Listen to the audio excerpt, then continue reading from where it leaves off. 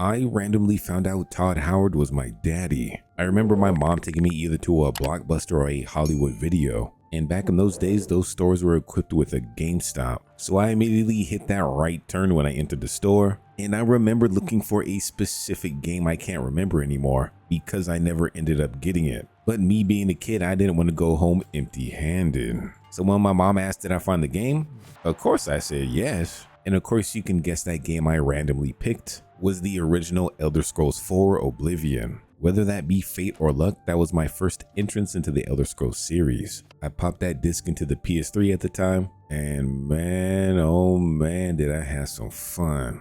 I spent thousands of hours with my Redguard character. I was hooked from the very first second, maybe because I never played a game like that before. There were so many ways to customize your character, so many variations of creatures to fight, and probably one of the first games to actually get me interested in a story. And then years later, we get a shadow drop of Oblivion Remastered. And honestly, at first, I thought it was no big deal. When I heard remastered, I figured they just put a new coat of paint on top. But that is definitely far from the truth. My daddy Todd Howard lied to me because this isn't a remaster. This is 100% a remake. As soon as you click new game, you can see the difference. All of these starting characters have been handcrafted from scratch, and these character models are just, hey, yo. But they just didn't make them look new. They've even added on top. So now you can choose between origins, which I don't really think affects anything in-game, but definitely handy for role-playing purposes. If you look at the Argonians, you can see that they have a whole bunch of different cool add-ons for their heads, different spikes, feathers, and horns you can choose from.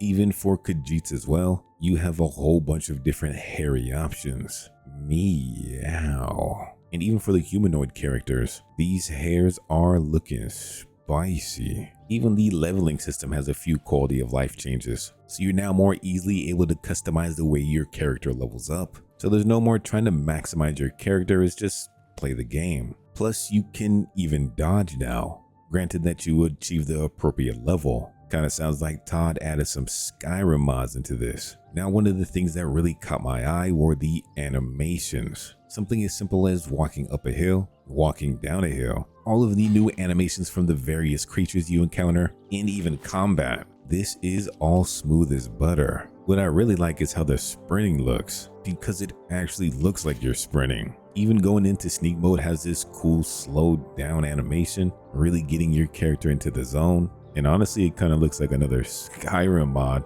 but I am definitely not hating. I'm loving it. You can see that jumping now looks smoother than ever compared to the ballerina jump in the base game. And then you even have swimming, which looks quite nice. They even kept in the underwater combat.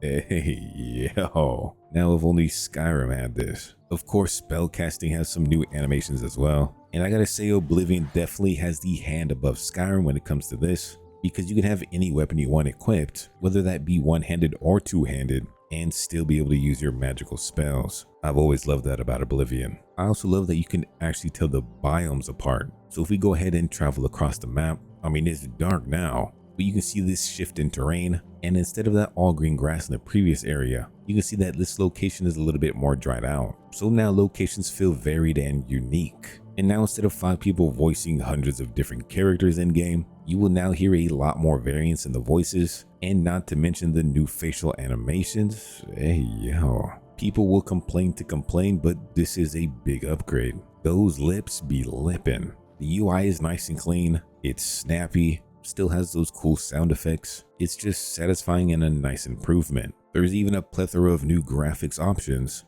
including FOV sliders. You have modern add-ons for DLSS or FSR, and they even have frame generation, so you know your frames are about to be smooth. And of course, all of this is very nice. This is the remaster or remake we deserved. But what happens when you beat the game and unlock all the achievements? That, my friend, is an easy answer. And that answer is mods. And right now there's already over 100 mods created and uploaded onto Nexus Mods. Nothing too game changing yet, but give it some time and we about to be eating pretty good. Plus the possibility of mod packs being made for this is just gonna add more fuel to the fire. Whatever the future may hold, this was a big win for Bethesda. I am more than satisfied with this shadow drop. and I relish in the opportunity to live back in the glory days. It's time to do some questing, so I'll see ya.